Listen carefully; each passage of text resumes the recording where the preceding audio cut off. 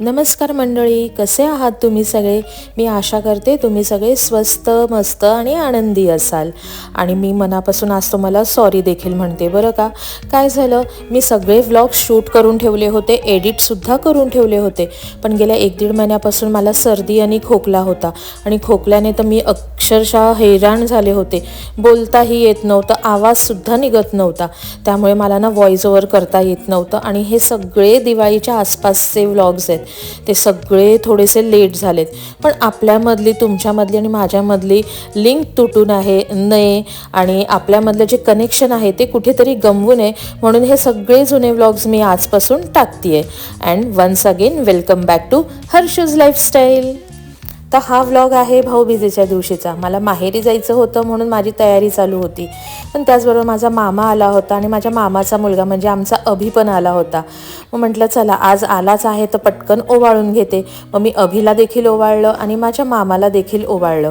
आणि थोडीशी लगबग चालू होती कारण की पॅकिंग वगैरे झाली होती, पण आम्हाला नवीन घरी पण जायचं होतं.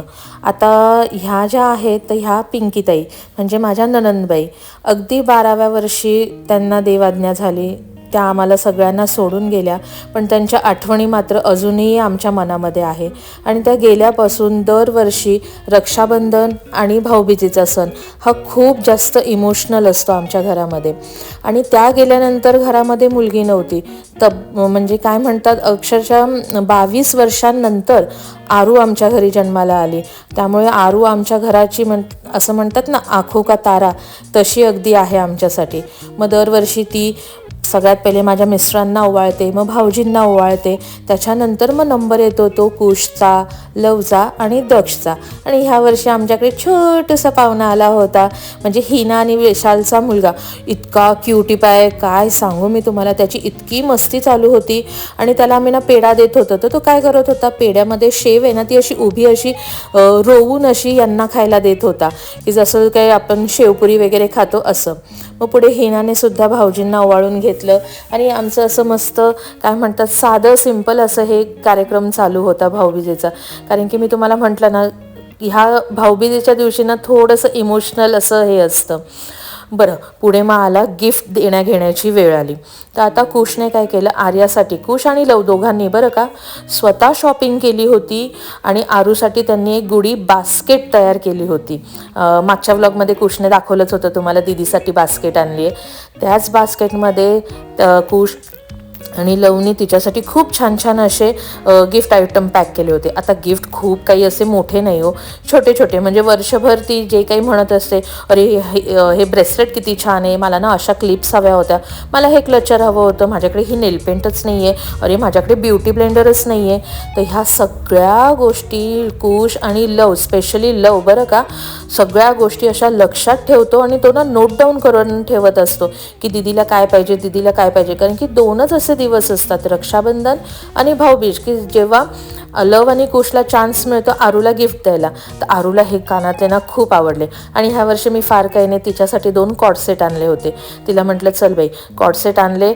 हां, ते सांगायच्या आधी हे पण पाहून घ्या, लव आणि दक्षला मग आरूने गिफ्ट दिले. तर त्यांच्यासाठी गिफ्ट काय असेल बरं. भाऊजी तर नेहमीच त्यांची मस्करी करत असतात, गिफ्ट आहे म्हणून मिठाईचे बॉक्स देत असतात. पण ह्यावेळेस मग दोघांनी ओपन करून बघितलं तर ह्यावेळेस एकदम भारीवालं गिफ्ट होतं. आरूने काय केलं, लवला ना ड्रॉइंग आणि कलरिंग खूप आवडतं आणि दक्षला सुद्धा. अक्षरशः आमच्या भिंतीसुद्धा रंगवून ठेवलेल्या असतात मुलांनी. त्यामुळे मग आरूने ना हे वालं गिफ्ट आणलं. तर कॅमलचं हे गिफ्ट आहे. याच्यामध्ये ना अशी सुटकेस आहे, बघा ना किती मस्त सुटकेस आहे. अमिताभ बच्चन वगैरे त्यांच्या पिक्चरमध्ये जशी असते ना तशीवाली सुटकेस.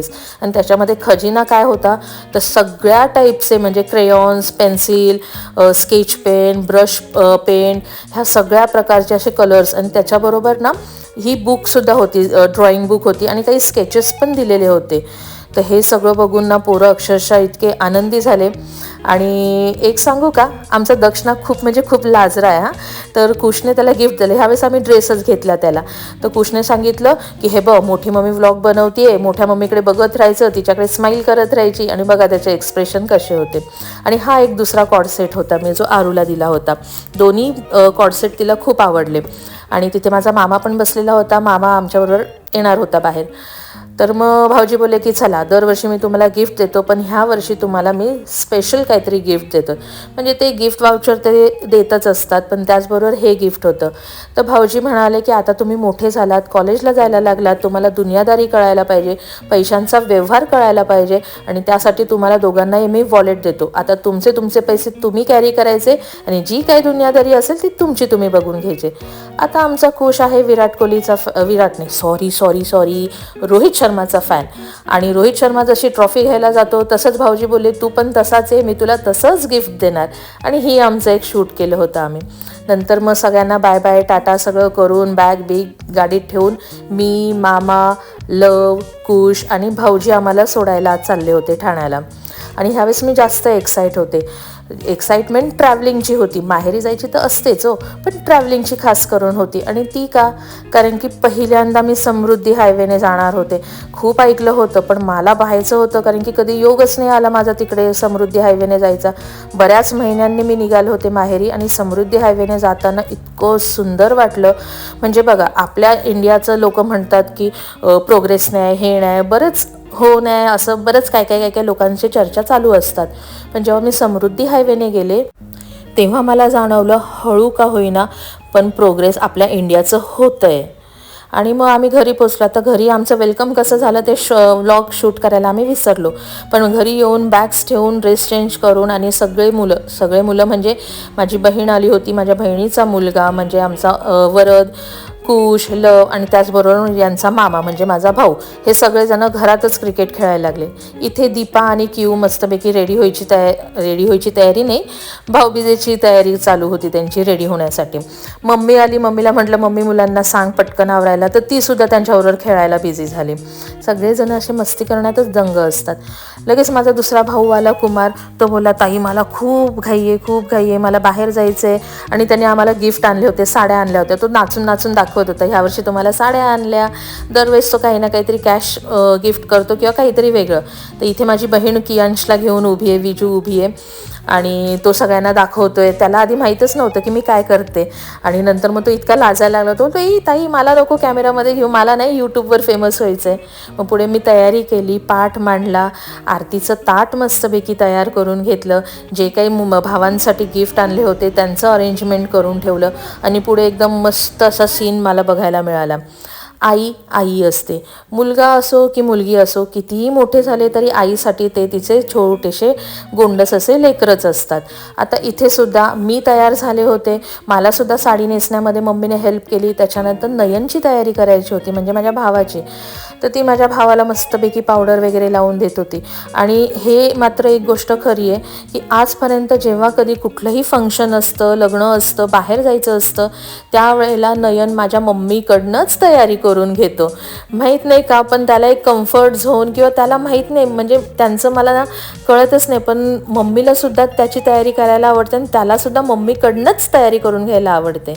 मग नंतर कुमारला घाई होती. कुमारला म्हटलं चल ह्यावर्षी पहिला मान तुझा, तू पहिला पाटावर बस, तुला ओवाळून घेते म्हणजे मग तू पुढे तुझ्या कामासाठी निघायला मोकळा.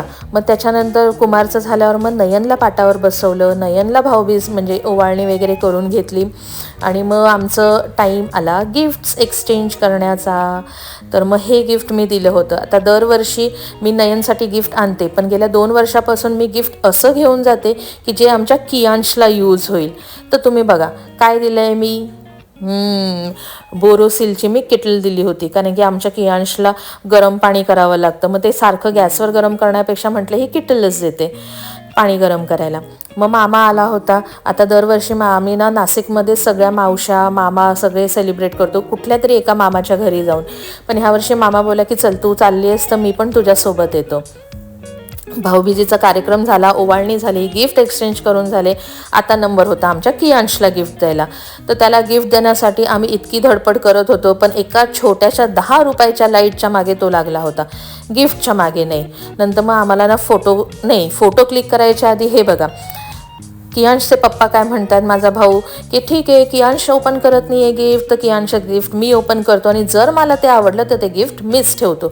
पण गिफ्ट म्हणून आम्ही काय घेऊन गेलो होतो, एक छोटंसं ताट आणि एक ग्लास, कारण की कियांशला आजकाल ना आमच्यासोबत सगळ्यांसोबतच त्याला बसायचं असतं जेवण, आणि आपण जेवतो ना अगदी तशाच ताटामध्ये.